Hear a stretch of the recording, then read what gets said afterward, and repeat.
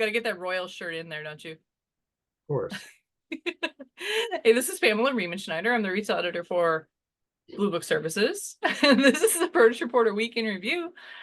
Last week we mentioned Hurricane Helene was fixing to hit and it hadn't yet. Looks like quite a bit different than they expected, especially in the Carolinas. The latest I saw was that the Interstate 40 is going to be a challenge as far as logistics. I saw that Vidalia had some hurricane damage and some power outages. It did skim east of Atlanta and then turn toward the Carolinas. So we won't have another IFPA PMA canceled by a hurricane. If you recall, a couple of years ago, I don't remember what hurricane it was, but it knocked out the New Orleans show. It was kind of like we were teetering on the edge of the COVID thing, and we weren't sure if we were going to have it. And then the hurricane hit New Orleans, and it was like, yeah, never mind. And so that was going to be the last PMA. That was 2021. That's right. That was the second missed show in a row. Yeah. So for now, from what we're seeing a lot of relief efforts. One of the first news releases we got was SCPC. Obviously, they've got a lot of their membership there in that area and doing matching donations.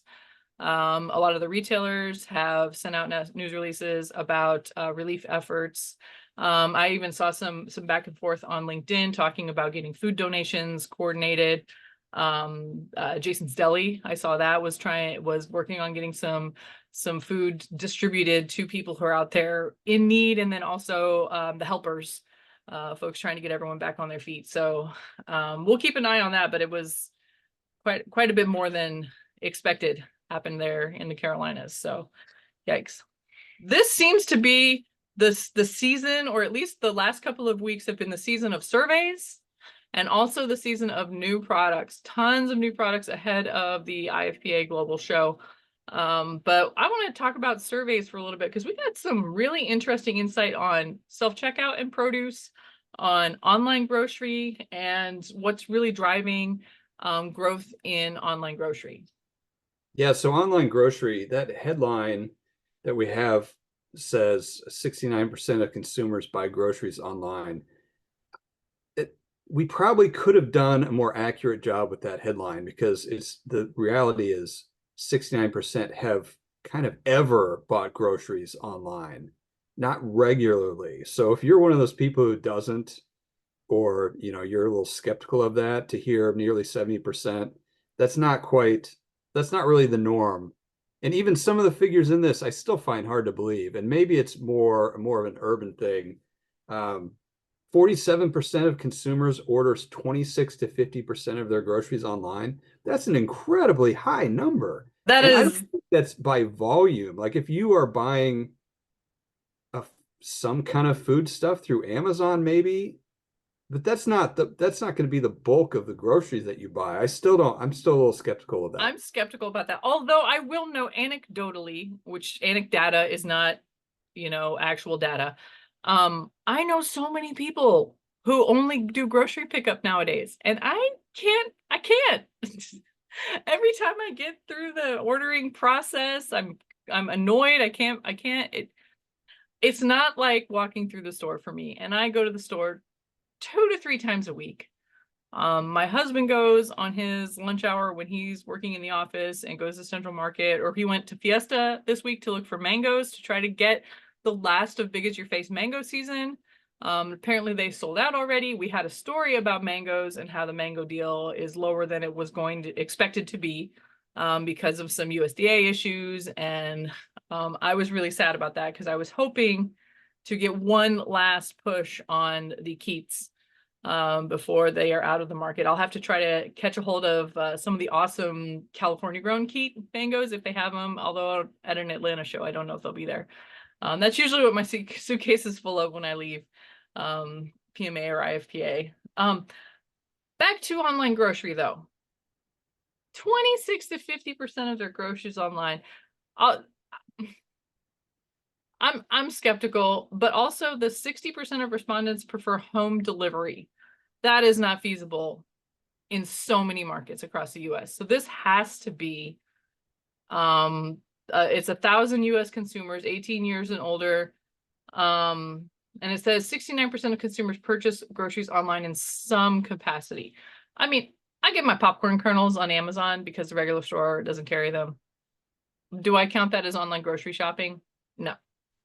And then they say 69% say price is an important factor when choosing an online grocery service. Free shipping, discount codes are the most appealing promotions. Membership and loyalty programs. Loyalty programs are another thing that came up this week. Because people looking for deals are less loyal to their retailers. And that does not surprise me. Start shopping around trying to find better deals elsewhere. Oh, we've been covering that for many months, and that's completely based on inflation and the higher costs of groceries that people are forced to shop around. But it's not just I mean it's like it's all demographics. There aren't very many demographics that are just going to one store and they're basically not affected by prices. Yeah, the story we're talking about, which comes from R.R. Donnelly and Sons Company. I don't know. Anybody can throw one of these surveys out there, right? Sure. It says only 55% of shoppers report they will stay loyal to the store they shop at. And then it was higher for baby boomers. That's 61%. And that, I mean, that kind of shows you that they're unwilling to change their habits, right? And affluent shoppers, 64% of them aren't going to change to go for a deal. But I mean, millennials, 50% of them said, yeah, I'll shop around to try to find a better deal on groceries. And I've gone to Aldi more often than I would, although we noted last week that Aldi is not where I save money. I could if I was actually disciplined. Millennials also, many of them have children in the home, and so that makes your grocery spend a higher percentage than, say, baby boomers who are not going to have as big households. So that totally makes sense. But even that number, 61%, that means 39% are not loyal and they are moving around. That's 4 out of 10. That's still a significant number. Yeah, I mean, I remember back in the day when it was just me and Brian, and we would go shopping on Saturday because we were both working, outside of the home, and we would go from, let's see, this would have been in Lawrence. We would go to like 3-4 different stores. We would go to Hy-Vee and Checkers and Wheatsville or whatever that one co-op is called. And then I would go to Costco, and we would shop like 4 or 5 different stores. And nowadays, I mean, I'm willing to look around, but I'm not comparing notes on most stores. And you know what? The lack of a Wednesday paper circular kind of makes the shop around a little more difficult. So how are they finding these deals? Well, those still do exist. Yeah, they do exist, but I don't get it in the mail. We do. We get ours. I don't get an ad anymore. No Wednesday ad. When I used to work at a local newspaper, HEB actually wouldn't put their ad in our newspaper because we had a hometown grocery store called Harlan's. And so when we were stuffing the Wednesday papers, we were stuffing it with the Harlan's ad and the Brookshire Brothers ad, but no HEB ad. I remember having to put that together myself.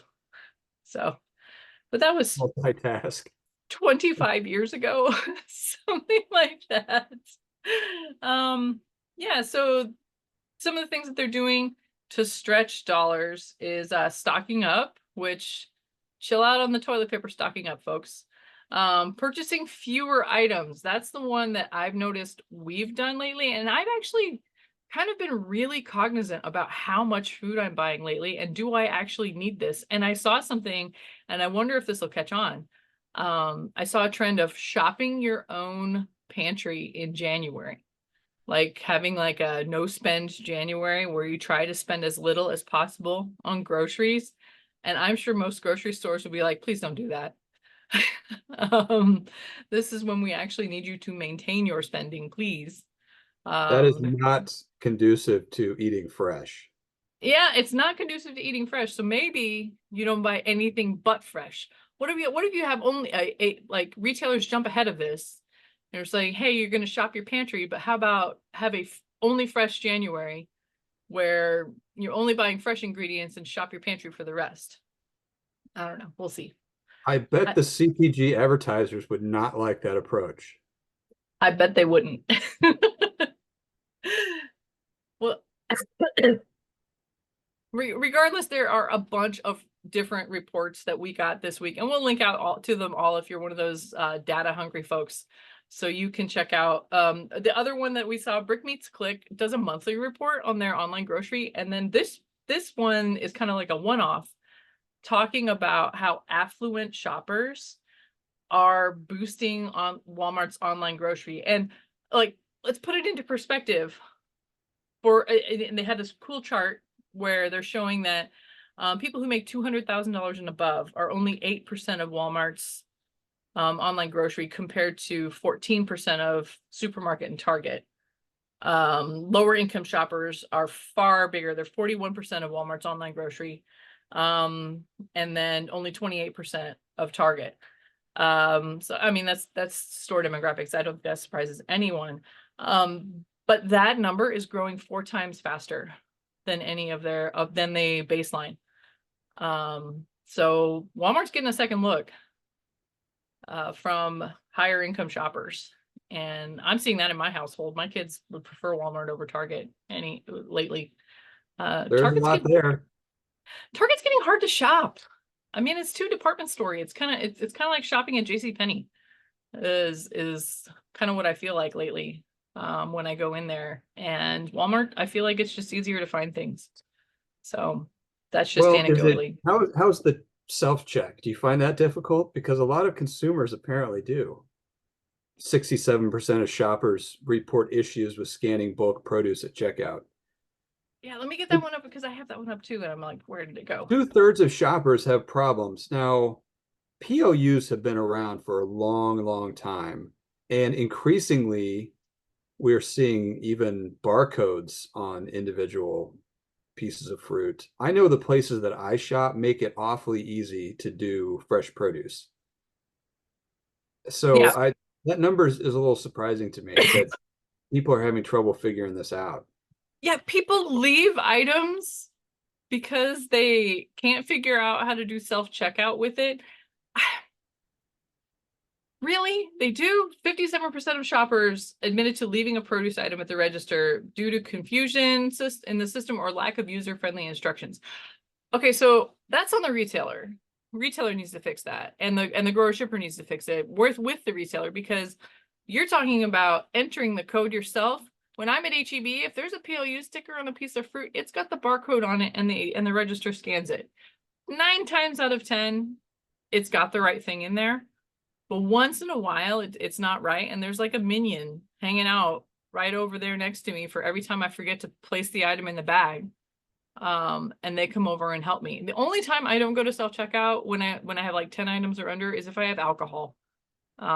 Because that's usually a pain. But I even saw at Aldi the other day. Because then they flash the red light on you and everyone comes and see what kind of alcohol you're bells ring. Let's talk about this. Let's talk about this lady buying a bunch of drinks at Aldi. But even I was You at sound Aldi. a lot more self-conscious than I do about that. I couldn't care less. Right. I just hope they assume I'm having a party and not just all for me. I don't even drink that much, but bring me your finest suburban white lady Chardonnay or whatever. It comes in a box or cans. Yeah. Actually, you know what? I buy my wine in cans. I buy the fizzy wine in cans because I'm the only drinker in the house. So if I don't buy it in a can, no one else is going to drink it and it will lose its bubbles. So I'm responsible like that. But anyway, so Fusion Marketing Study had some really interesting takeaways on what we can do to address some of these issues. And it reminded me of my Aldi's adventure last week. I went to 2 different Aldis. I went to the one in Georgetown, Texas, and I went to the one in Pflugerville, Texas. Pflugerville has a lot younger shoppers. Georgetown has a massive retirement community, one of the largest in the country, and they have no self-checkouts. And the one in Pflugerville they added them, where you like go to the counter and like pack up your your bags at Aldi.